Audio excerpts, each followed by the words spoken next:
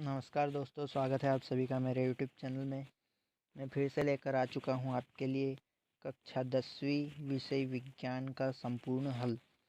दोस्तों, अभी तक आप सभी ने हमारे यूट्यूब चैनल को सब्सक्राइब नहीं किया है तो जल्दी से सब्सक्राइब कर लीजिए, वीडियो को लाइक कीजिए और अपने दोस्तों के साथ शेयर कीजिए। चलिए शुरू करते हैं।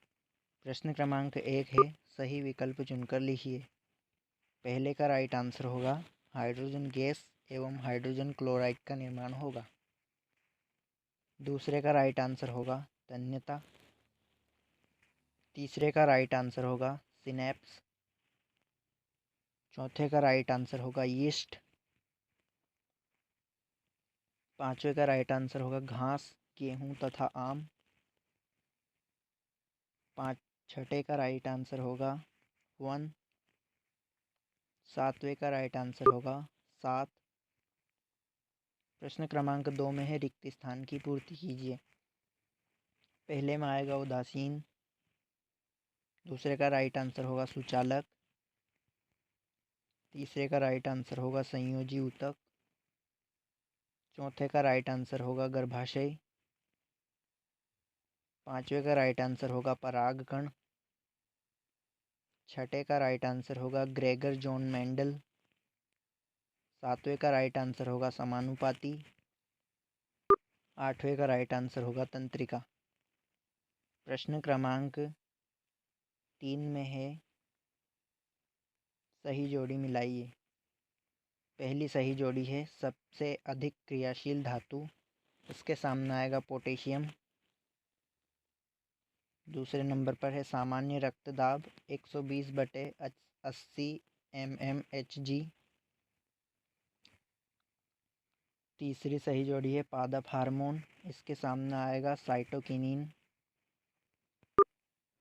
चौथा है शुक्राणु उत्पादन नियंत्रण, टेस्टोस्टेरोन।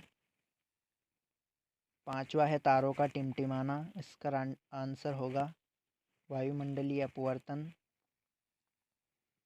छठा है लेंस की क्षमता। लेंस की क्षमता को हम डायोप्टर में मापते हैं, इसका संकेत डी होता है, तो इसका आंसर होगा डायोप्टर। सातवां है जरा दृष्टि, इसका राइट आंसर होगा ध्रुवीय फोकस लेंस।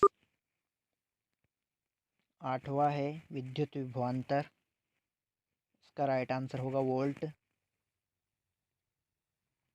प्रश्न क्रमांक 4 में है, एक शब्द वाक्य में उत्तर दीजिए। पहले का राइट आंसर होगा 7। दूसरे का उत्तर होगा विलियन। तीसरे का उत्तर होगा क्लोरोफिल। चौथे का उत्तर होगा निषेचन।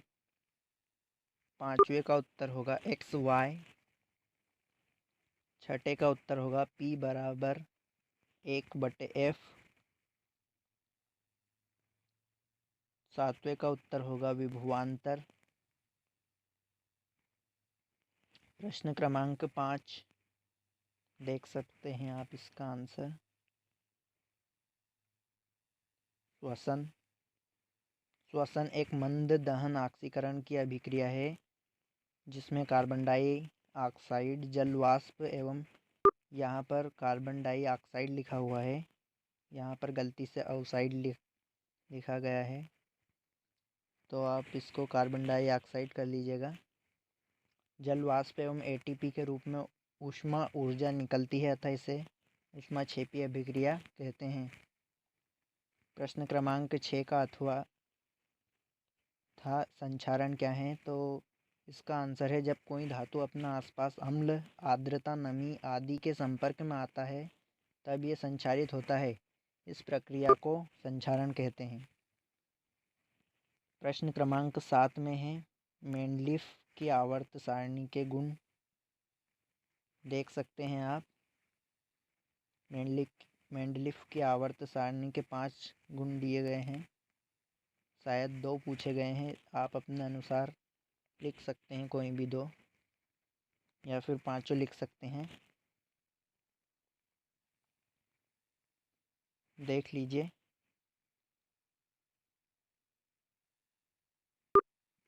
प्रश्न क्रमांक 8 इसमें धमनी और शिरा में 2 अंतर पूछे गए थे। इसमें आपको 6 अंतर दिए गए हैं। आप अपने अनुसार कोई से भी 2 लिख सकते हैं या फिर 6 लिख सकते हैं, अपने अनुसार जो भी आपको उचित लगे। इसके अथवा में था आक्सी श्वसन और अनाक्सी श्वसन। अगर आप चाहें तो अथवा वाला कर सकते हैं या ऊपर वाला ही कर सकते हैं। इसमें भी आपको शायद 2 अंतर पूछे गए थे। इसमें आपको टोटल 5 अंतर दिए गए हैं। आप अपने अनुसार 2 लिख सकते हैं या फिर 5 अंतर लिख सकते हैं। इसमें भी देख सकते हैं आप स्क्रीन पर।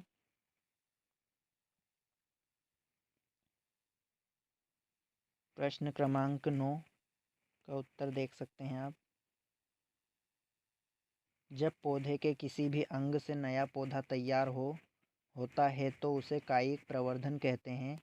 कायिक प्रवर्धन अलैंगिक जनन ही होता है। कायिक जनन पौधे में होता है। इसमें एक ही जनक संतति पादप उत्पन्न करने में समर्थ होता है। कायिक जनन प्राकृतिक तथा कृत्रिम विधियों द्वारा प्राप्त होता है। प्राकृतिक कायिक जनन पौधों के जड़, तना अथवा पत्तियों से होता है, जैसे आलू के कंद, अदरक के प्रकंद, प्याज के बल्ब, अरवी के धनकंद, ब्रायोफिल्म की पर्णकलिकाएं आदि। उदाहरण: आलू के स्वस्थ कंद में उपस्थित छोटे छोटे गड्ढों में अपस्थानिक कलिकाएं पाई जाती है। आलू को बोरे पर अपस्थानिक कलिकाएं विकसित होकर नए पौधे बनाती हैं। अदरक का भूमिगत तना प्रकंद कहलाता है। प्रकंद की पर्वसंधियों पर स्थित अपस्थानिक कलिकाएं विकसित होकर नया पौधा बना देती हैं। प्रश्न क्रमांक 10 का उत्तर देख सकते हैं आप। जब विपरीत लक्षणों के जोड़ों को ध्यान में रखकर क्रॉस कराया जाए तो पहली पीढ़ी में केवल प्रभावी लक्षण ही दिखाई देंगे। प्रश्न क्रमांक 11 का उत्तर देख सकते हैं आप। परावर्तन के नियम पूछे गए हैं 2, देख लीजिए। पहला है, आपतन कोण का मान सदैव परावर्तन कोण के बराबर होता है। आपतित किरण, अभिलंब तथा परावर्तित किरण सभी एक ही तल में स्थित होते हैं। प्रश्न क्रमांक 12 में आपसे पूछा गया था ओम का नियम। आप देख सकते हैं ओम का नियम दिया गया है। आप चाहें तो इसकी व्युत्पत्ति भी लिख सकते हैं।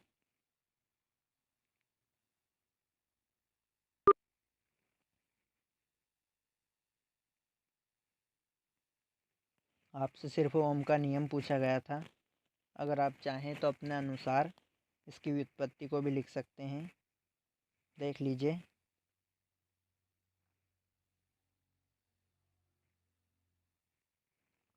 या फिर आप चाहें तो इसके अथवा वाला कर सकते हैं।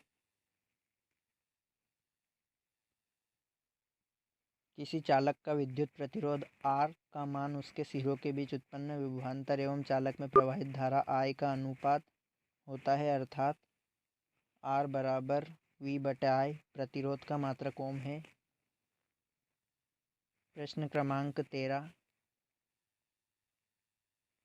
एकांक धन आवेश को अनंत से विद्युत क्षेत्र के किसी बिंदु तक लाने में किए गए कार्य को उस बिंदु पर विद्युत विभव कहते हैं। प्रश्न क्रमांक 14 के अथवा का उत्तर देख सकते हैं आप। ओजोन परत के क्षरण के कारण या क्षय के कारण प्राकृतिक कारकों में सौर क्रिया, नाइट्रस ऑक्साइड, प्राकृतिक क्लोरीन, वायुमंडलीय संचरण, पृथ्वी के रचनात्मक प्लेट किनारों से निकलने वाली गैस तथा केंद्रीय ज्वालामुखी उद्गार से निकलने वाली गैसें प्रमुख है। और नंबर 1 पर है, ओजोन को क्षति पहुंचाने वाली पराबैंगनी किरणों की मात्रा सौर स्थिरांक द्वारा प्रभावित होती है। देख सकते हैं आप स्क्रीन पर। टोटल 4 पॉइंट दिए गए हैं। देख सकते हैं आप स्क्रीन पर।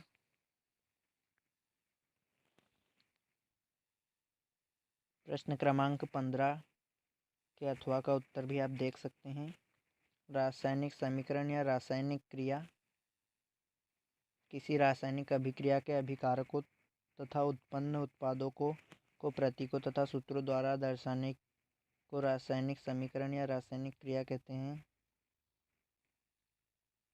उदाहरण कैल्शियम तथा हाइड्रोक्लोरिक की अभिक्रिया को रासायनिक समीकरण। संयोजन अभिक्रिया देख सकते हैं आप, विस्थापन या प्रतिस्थापन अभिक्रिया।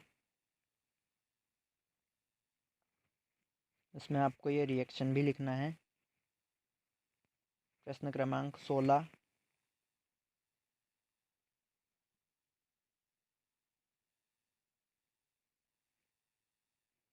सूर्योदय के समय पूर्व सूर्य क्षितिज के निकट होता है। सूर्य की किरणों को हम तक पहुंचने के लिए वातावरणीय मोटी परतों से गुजर कर पहुंचना पड़ता है। नीले और कम तरंगदैर्घ्य के प्रकाश का अधिकांश भाग वहां उपस्थित कणों के द्वारा प्रकीर्णित कर दिया जाता है। हमारी आंखों तक पहुंचने वाला प्रकाश अधिक तरंगदैर्घ्य का होता है, इसलिए सूर्योदय और सूर्यास्त के समय सूर्य रक्ताभ प्रतीत होता है। या फिर इसके अथवा का भी आप चाहें तो कर सकते हैं, टिंडल प्रभाव। आप अपने अनुसार दोनों में से कोई सा भी एक कर सकते हैं जो आपको पसंद हो। प्रश्न क्रमांक 17 का उत्तर। चुंबकीय बल रेखाओं के गुण पूछे गए थे। आप देख सकते हैं 4 पॉइंट हैं इसमें। प्रश्न क्रमांक 18 का अथवा देख लीजिए। जीवाश्म ईंधन और जीवाश्म ईंधन से होने वाली हानियाँ।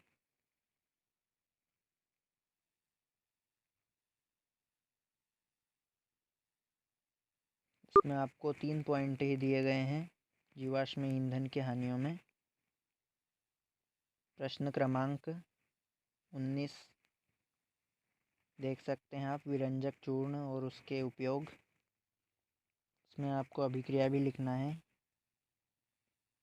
ये CaOH2 के नीचे लिखा हुआ है बुझा हुआ चूना, Cl2 है क्लोरीन, और CaOCl2 विरंजक चूर्ण प्लस H2O जल।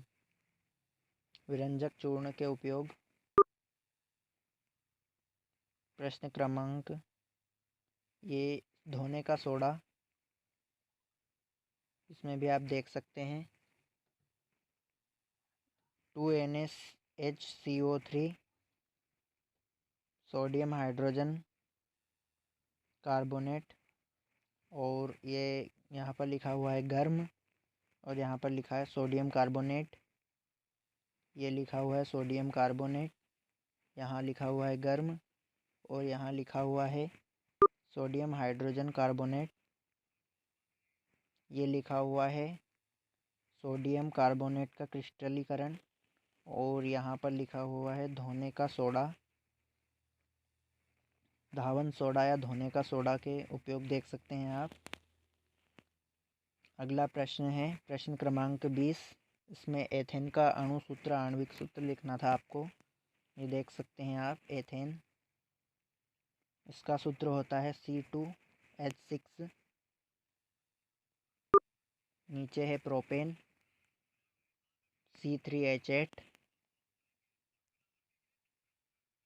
नीचे है ब्यूटेन, C4H10। चौथा है एथीन या एथिलीन। इसमें कार्बन कार्बन डबल बॉन्ड होता है, और इनके बीच हाइड्रोजन कार्बन के बीच 121.3 डिग्री का बंध होता है। अगला प्रश्न है प्रश्न क्रमांक 21। इसमें आपसे मानव पाचन तंत्र का नामांकित चित्र पूछा गया था। तो आप देख सकते हैं, ये चित्र है, आपको बनाना है ये चित्र।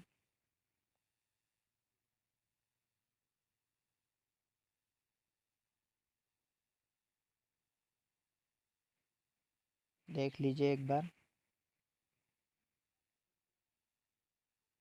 अगला प्रश्न है प्रश्न क्रमांक 22 और अंतिम प्रश्न। देख लीजिए उत्तर। दोस्तों, वीडियो पसंद आए हो तो वीडियो को लाइक कीजिए, चैनल को सब्सक्राइब कीजिए और अपने दोस्तों के साथ शेयर कीजिए। धन्यवाद। जय हिंद दोस्तों।